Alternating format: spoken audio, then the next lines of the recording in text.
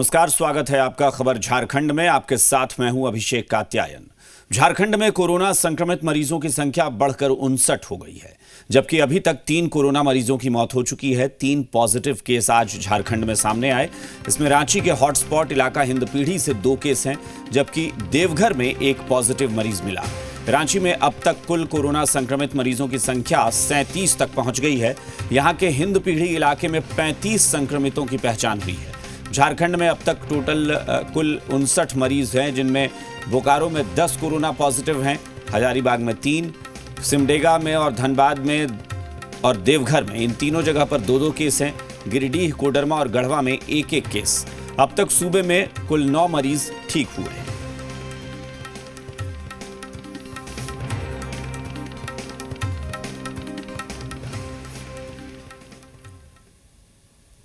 मुख्यमंत्री हेमंत सोरेन ने प्रोजेक्ट भवन से राज्य के बाहर फंसे लोगों की सहायता ऐप के जरिए ऑनलाइन पैसे का ट्रांसफर किया है।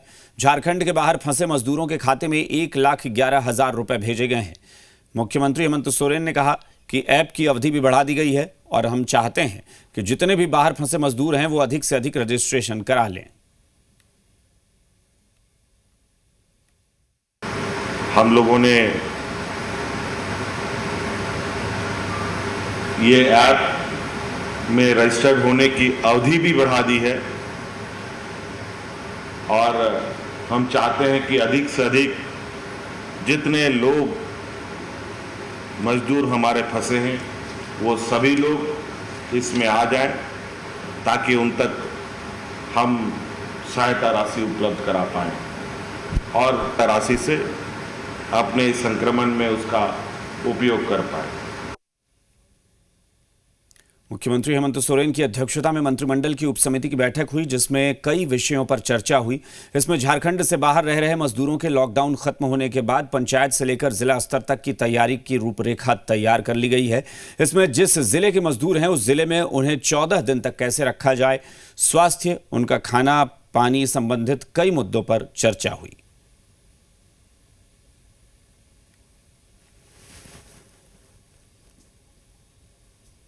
उप समिति की बैठक हुई है, उसमें हम लोगों ने बहुत सारी चीज़ों का आकलन और मूल्यांकन किया है और उसमें कैसे करके हमारे प्रवासी मजदूर आएंगे, उनको कैसे रखा जाएगा, कैसे व्यवस्था की जाएगी, कैसे उनको भविष्य के कामगार के रूप में यूज किया जाएगा। और हम लोग लगातार ये प्रयास में हैं कि हमारा जो झारखंड के लोग हैं उसको इस संकट की विपदा की घड़ी में सरकार उनके साथ कदम से कदम मिलाकर चल रही है। किन किन जिलों में कैसे उन लोग का व्यवस्था 14 दिन का, 14 दिन उन लोग को रखना है, जांच कराना है, आज उसको पानी का व्यवस्था, खाना का व्यवस्था, उसी पर हम लोग जिला स्तर में पंचायत से जिला तक तैयारी का हम लोग समीक्षा किया। मुख्यमंत्री हेमंत सोरेन से आज झारखंड मंत्रालय में अपर मुख्य सचिव एल खियांगते और पुलिस महानिदेशक MV राव ने मुलाकात की और मुख्यमंत्री आपदा राहत कोष के लिए 8,30,15,040 रुपए की राशि का चेक सौंपा। कोरोना वायरस को लेकर झारखंड पुलिस के सभी पदाधिकारियों और कर्मियों के एक दिन का वेतन कुल 8,30,15,040 रुपए है, जिसे मुख्यमंत्री राहत आपदा कोष में जमा किया गया। इस मौके पर मुख्यमंत्री हेमंत सोरेन ने कहा कि कोरोना संक्रमण के इस संकट की घड़ी में आपसी सहयोग महत्वपूर्ण है।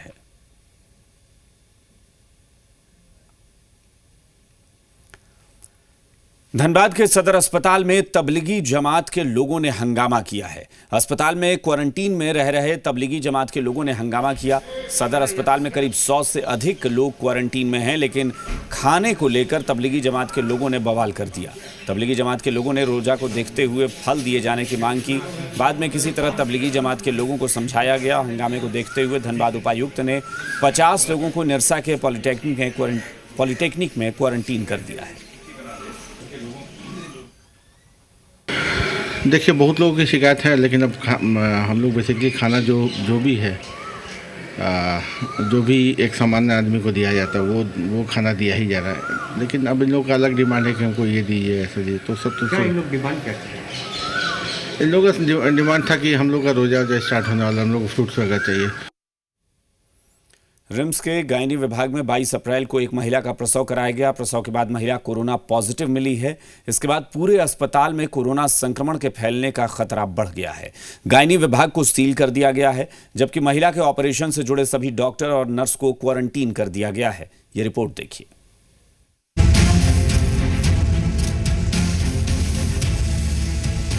कोरोना संक्रमण का दायरा झारखंड में लगातार बढ़ता जा रहा है और अब सूबे के सबसे बड़े अस्पताल रिम्स पर भी कोरोना संक्रमण का खतरा मंडरा रहा है। दरअसल हिंदपीढ़ी की महिला का 2 दिन पहले रिम्स में प्रसव के दौरान ऑपरेशन किया गया था। अब वो कोरोना पॉजिटिव है, जिसके बाद रिम्स में हड़कंप मच गया है। पहले पूरा मामला समझ लीजिए। 21 अप्रैल की रात महिला को रिम्स में भर्ती करवाया गया। 22 अप्रैल की सुबह महिला को ऑपरेशन के द्वारा प्रसव करवाया गया। 22 अप्रैल को ही महिला का सैंपल लिया गया। 23 को जब रिपोर्ट आई तो महिला कोरोना पॉजिटिव निकली। प्रसव के दौरान महिला के संपर्क में 18 डॉक्टर और 4 नर्स आए थे। सबसे बड़ी बात है कि रिम्स के सभी डॉक्टर और नर्स महिला के प्रसव के बाद कई लोगों के संपर्क में आए, कई मरीजों का इलाज भी किया, जिससे एक लंबी चेन बन गई है। हालांकि रिम्स प्रबंधन ने 18 डॉक्टर और 4 नर्सों को क्वारंटीन कर दिया है। वहीं गायनी विभाग को फिलहाल बंद कर दिया गया है। एक ये विषम परिस्थिति है हमारे सामने, क्योंकि गायनी विभाग में जो वर्क फोर्स होता है वो ज़्यादातर, उसमें से ज़्यादातर यंग मदर भी होती हैं, जो डॉक्टर भी हैं। ये परिस्थिति खड़ी हुई है। ईश्वर से हम प्रार्थना करेंगे कि हम लोग इसको किसी तरीके से डील कर पाएँ और मरीजों की सेवा कंटिन्यू कर पाएँ। रिम्स के डॉक्टर गायनी विभाग से आए नए केस के बाद थोड़े डरे सहमे हुए हैं। न सिर्फ मरीज की ट्रेवल हिस्ट्री निकाली जा रही है, बल्कि डॉक्टर के संपर्क की भी पूरी लिस्ट खंगाली जा रही है, ताकि सभी को एहतियातन क्वारंटीन किया जा सके। रिम्स के डॉक्टर को उम्मीद है कि कोरोना महामारी से भारत और झारखंड जरूर जीतेगा। एक खबर आई है कि गायनी के बहुत सारे डॉक्टर्स इससे एक्सपोज हुए हैं, कॉन्टैक्ट्स में आए हैं उस मरीज के। तो हम लोग तो वो रिस्क तो हमारे साथ वो खतरा बना रहेगा कि मरीजों के संपर्क में हम आएंगे, लेकिन इससे हमें लड़ना है और कोरोना को हराएंगे। राज्य भर से आए मरीजों के इलाज की उम्मीद सिर्फ रिम्स पर टिकी रहती है। ऐसे में कोरोना से निपटने के लिए अब रिम्स प्रबंधन को नई रणनीति तैयार करनी होगी, ताकि अन्य रोग के मरीजों का उपचार भी सुचारू रूप से चल सके। मदन, जी मीडिया, रांची। रांची के हिंदपीढ़ी में अब सीलिंग तोड़ने वालों की खैर नहीं है। रांची के हिंदपीढ़ी में चप्पे चप्पे पर पुलिस की नजर है। पूरे इलाके में सीसीटीवी से निगरानी की जा रही है। ड्रोन कैमरे की मदद से प्रशासन हर हरकत पर नजर बनाए हुए है। बावजूद इसके अगर कोई सीलिंग तोड़ता है तो उसके खिलाफ गैर जमानती वारंट जारी किया जाएगा।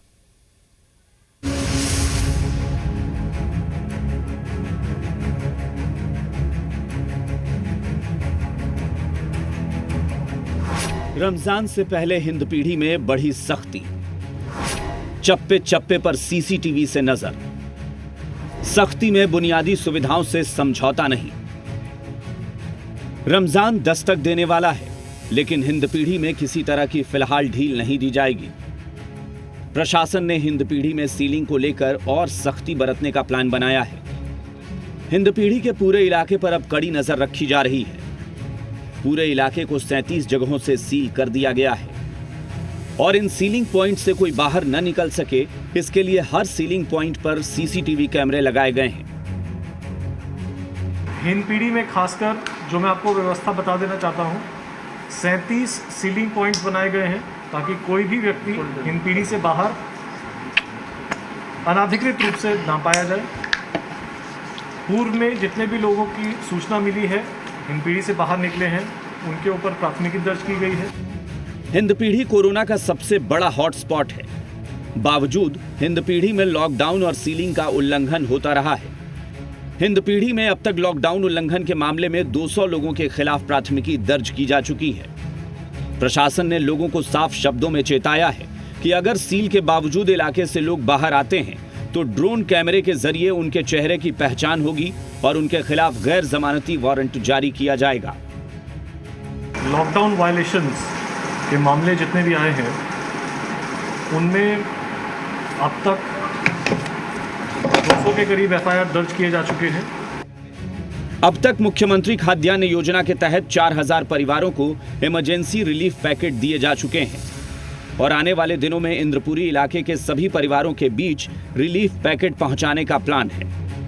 9000 लोगों को होम डिलीवरी के तहत सुविधाएं देने की कोशिश की जा रही है, जबकि हिंदपीढ़ी में 3rd स्टेज में चल रही गर्भवती महिलाओं की सूची तैयार की गई है ताकि गर्भवती महिलाओं को 24 घंटे इमरजेंसी सेवा मुहैया कराई जा सके।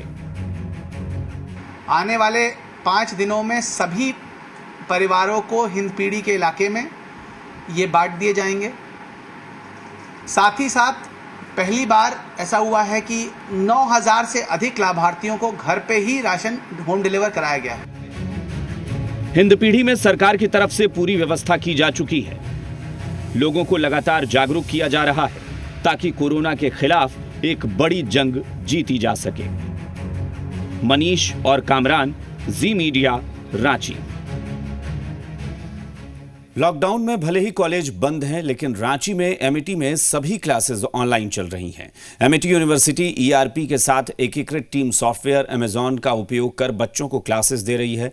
सभी कक्षाएं चल रही हैं और यूनिवर्सिटी ने लगभग 80% पाठ्यक्रम पूरा कर लिया है। सभी प्रोग्राम का वाइस चांसलर, निदेशक और रजिस्ट्रार की टीम लगातार निरीक्षण कर रही है। छात्रों और अभिभावकों की मदद के लिए एमईटी काउंसलिंग सेवा भी शुरू की गई है, जो 24 घंटे सेवा में है। वहीं टोल फ्री हेल्पलाइन नंबर पर फोन भी जारी किया गया है।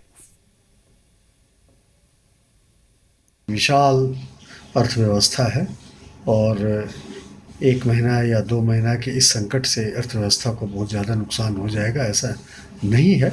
जो नुकसान हो सकता है उसकी भरपाई के लिए सरकार और केंद्र सरकार लगातार प्रयासरत है और जो कुछ भी आय में गिरावट हो सकता है, स्पेशली जो अनऑर्गेनाइज सेक्टर के वर्कर्स हैं, उनके लिए सरकार लगातार उनके आय को बढ़ाने के लिए अलग अलग तरीके से उन तक पहुंच रही है। लातेहार में माइल गांव के लोग बूंद बूंद पानी के लिए तरस रहे हैं। पूरे गांव में 2 चापाकल है। एक चापाकल से आयरन युक्त लाल पानी निकलता है, जो किसी जहर से कम नहीं। दूसरा चापाकल मृत प्राय स्थिति में है। हमने 22 अप्रैल को ही माइल गांव की बेबसी दिखाई थी। विभागीय मंत्री ने खुद जांच के आदेश दिए थे, जिसके बाद लातेहार के विभागीय इंजीनियर ने पूरे मामले को रफा दफा करने के लिए झूठी रिपोर्ट तैयार की। विभागीय मंत्री को गुमराह करते हुए बताया गया कि गांव में 33 चापाकल हैं, जबकि सच्चाई है कि जिस गांव की बात हो रही है वहां सिर्फ 2 चापाकल हैं।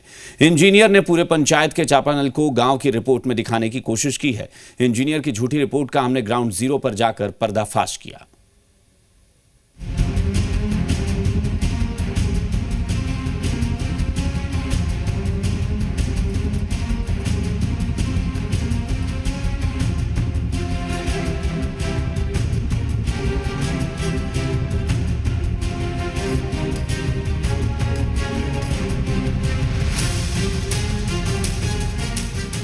लातेहार के माइल गांव के लोग बूंद बूंद पानी के लिए तरस रहे हैं। जी बिहार झारखंड ने सरोकारी पत्रकारिता करते हुए माइल गांव के एक टोले की हकीकत दिखाई थी, जहां आज भी लोग चुवाड़ी से पानी निकालकर प्यास बुझाने को मजबूर हैं। पहले 22 अप्रैल की तस्वीर देखिए, कैसे लोग चुवाड़ी से पानी निकाल रहे हैं, और अब 24 अप्रैल की ताजा तस्वीर देखिए। करीब 25 महिलाएं आज भी पहाड़ की तलहटी से पानी निकाल रही हैं। कोरोना संक्रमण को देखते हुए ये सोशल डिस्टेंसिंग का पूरा ख्याल रख रही हैं। हाँ, ये जरूर है कि यहाँ से कुछ दूरी पर एक चापाकल है, जो पानी की जगह आयरन युक्त जहर उगलता है। इसीलिए लोग चापाकल की जगह चुवाड़ी का पानी पीते हैं। हालांकि लातेहार में गंदा जल की खबर के बाद बेशक झूठी रिपोर्ट तैयार की गई और विभागीय मंत्री को गुमराह करने की पूरी कोशिश की गई, लेकिन महिलाओं की जुबानी झूठी रिपोर्ट की हकीकत सुन लीजिए। जब हम लोग ये सूचना सुने तो बहुत खुशी हुए कि जी बिहार झारखंड की तरफ से हम लोग का कुछ पानी के समस्या से दूर होगा। जो हम लोग चुवाड़ी के पानी से पी रहे हैं वो समस्या हम लोग का दूर होगा। गंदगी पानी और बरसात ने गर्मी के दिन में आवा है, परेशानी तो है, ये है वैसे पानी पिए तो परेशानी न है। हम लोग के घर से 1 किलो दूरी मीटर है दूसरा, और एक चापाकल है तो बहुत खराब पानी निकलता है। आयरन कई बार अधिकारियों से बात किए हैं कि हम लोग के कल चाहिए, और बहुत अधिकारी लोग आए हैं लेकिन कोई कार्रवाई नहीं हुई। दरअसल हमारी खबर दिखाए जाने के बाद लातेहार के विभागीय कार्यपालक अभियंता ने एक झूठी रिपोर्ट बनाई। रिपोर्ट में बताया गया कि माइल गांव में 33 चापाकल हैं। जी बिहार झारखंड के पास ये झूठी रिपोर्ट की लिस्ट भी है। हमने खबर की हकीकत दिखाने के बाद एक बार फिर से ग्राउंड जीरो पर जाकर कवरेज किया। जिस जगह की हमने खबर दिखाई थी वहां एक चापाकल है, जबकि दूसरा चापाकल 1 किलोमीटर दूर है। गांव के नंदकिशोर ने अपने पैसे से एक चापाकल लगाया है, जबकि इंजीनियर ने मंत्री को इसकी भी गलत जानकारी दी और गुमराह करने की कोशिश की। तो सर हम पर्सनल अपना लगवाए थे, दिक्कत पानी पीने में हो रहा था गर्मी के दिन में, तो अपना पर्सनल हम लगाए थे। अभी पानी फिलहाल मतलब 1-2 साल ठीक था, इसके बाद अभी इसी को यूज कर रहे हैं, अभी थोड़ा दिक्कत है। तो गांव के मुखिया राजेंद्र उरांव का भी दावा है कि जिस जगह की खबर दिखाई गई वहां मात्र एक ही चापाकल है, जिस चापाकल का पानी लाल है, जबकि कुछ चापाकल 3 से 4 किलोमीटर दूर हैं। अब आप खुद अंदाजा लगा सकते हैं कि झूठी रिपोर्ट तैयार करने वाले इंजीनियर सही बोल रहे हैं या फिर हकीकत का सामना कर रहे मुखिया। हम सुबह 10 बजे निकलते हैं, हर गांव फील्ड में घूमते रहते हैं। आज तक हमारा ऐसा न्यूज नहीं है कि मेरा पास यहाँ चापाकल लगा है या बोरिंग हुआ है। फर्जी हो गया, यही कोरोना के अवसर में फर्जी कर दिए। हम कहाँ उठाता है उसका रिपोर्ट हम लेंगे। हमारी टीम ने झूठी रिपोर्ट की पड़ताल करने के लिए 5 जगहों की हकीकत जानने की कोशिश की, जहां से चापाकल 4 से 5 किलोमीटर दूर है। कुछ और ग्रामीणों से बात की तो उनका भी साफ कहना था यहाँ सिर्फ एक चापाकल है जो मृत प्राय है, बाकी दूर दूर तक कोई चापाकल नहीं है। चैनल पर चला हुआ था, इसमें दिखाया गया था कि माइल गांव में पानी का बहुत किल्लत है। उसमें 2 चापानल उस गांव में है, जो कि एक चापानल 85% डेड है, और वहाँ से करीब करीब 1 किलोमीटर हटकर एक चापानल है जिसमें पानी बहुत कम देती है। खराब है और 1.5 किलोमीटर दूरी में वहाँ पानी पी रहा था। तो नदी पानी पीने से दिक्कत होता है, तो भी करता है। माइल में हम लोग को एक चापाकल है, उसमें हम अपने से देखे कि बहुत गंदी पानी निकल रहा है, बहुत तरह से आयरन तरफ से निकल रहा है, उसमें कपड़ा वपड़ा धोने लायक नहीं है। जी बिहार झारखंड ने कभी सरकारी पत्रकारिता से समझौता नहीं किया। लातेहार के पेयजल विभाग के इंजीनियर ने हमारी खबर को झूठी करार देने की कोशिश की, लेकिन तस्वीरें और बयान तस्दीक करता है कि इंजीनियर ने झूठी रिपोर्ट बनाई और विभागीय मंत्री को गुमराह करने की कोशिश की। संजीव कुमार गिरी, जी मीडिया, लातेहार। चतरा में हिरण के शिकार का मामला गर्मा गया है। ग्रामीणों ने हिरण का शिकार किया तो वन कर्मचारियों ने 66,000 रुपए लेकर मामले को रफा दफा कर दिया। इतना ही नहीं, ग्रामीण और वन कर्मचारियों ने मिलकर हिरण के मीट का भोज भी कर लिया और जमकर पार्टी मनाई। ये रिपोर्ट देखिए। चतरा में हिरण के शिकार का सनसनीखेज मामला सामने आया है। सिमरिया के कान्हू खाप गांव में कुछ ग्रामीणों ने हिरण का शिकार किया और फिर नदी किनारे हिरण का मीट बनाने लगे। पूरी वारदात की खबर वन विभाग को मिली। मौके पर सिमरिया वन विभाग की टीम पहुंच गई, लेकिन आरोपी ग्रामीणों पर कार्रवाई की जगह वन विभाग मामले को रफा दफा करने में जुट गया। आरोप है कि वन विभाग के कर्मचारियों ने 66,000 रुपए लेकर न सिर्फ मामले को रफा दफा कर दिया, बल्कि ग्रामीणों के साथ ही हिरण का मीट भी डकार गए। कान्हू खाप गाँव में हिरण के शिकार की सूचना हम वन समिति के द्वारा वन विभाग को दी गई और यहाँ पर जो शिकार किया गया जिन लोगों के द्वारा, उन लोगों पर कार्रवाई नहीं की गई और पैसा लेकर के मैनेज कर लिया गया। उन लोगों के द्वारा भी हिरण के शिकार या हिरण के जो मांस है उसको खाया गया। पूरे मामले की जानकारी जब डीएफओ दक्षिणी वन प्रमंडल को हुई तो डीएफओ ने 2 वनरक्षी समेत एक वनपाल को निलंबित करने की बात कही है और वन अधिनियम के तहत कार्रवाई का आश्वासन दिया है। तो वो दूसरे दिन 20 तारीख को वहां पर गए और ये सारी घटना को उन्होंने सत्य पाया। तो मैंने तुरंत दिनांक 22 तारीख को मैंने प्रथम दृष्टया दोनों वनरक्षी और वनपाल को दोषी मानते हुए दोनों वनरक्षी को मैंने तुरंत सस्पेंड कर दिया है। हिरण का शिकार एक आपराधिक मामला है। वन अधिनियम में इसे लेकर कठोर कानून है। सलमान खान जैसे स्टार तक हिरण के शिकार का केस झेल रहे हैं, लेकिन चतरा में जिस तरह से वन विभाग के कर्मचारियों ने लीपापोती की है, वो शिकारी को शह देने का मामला बनता है। देखना होगा पूरे मामले में क्या कार्रवाई होती है। यादवेंद्र, जी मीडिया, चतरा। चाईबासा में रेलवे के फ्रंटलाइन वर्कर्स संक्रमण के बीच काम करने को मजबूर हैं। जिले के चक्रधरपुर में ट्रैकमैन कर्मियों से संक्रमण के खतरे के बीच उनसे काम लिया जा रहा है। कार्य करने के दौरान सोशल डिस्टेंसिंग का भी ख्याल नहीं रखा जा रहा है। ये रिपोर्ट देखिए। ये तस्वीरें रेलवे की घोर लापरवाही बयां कर रही हैं।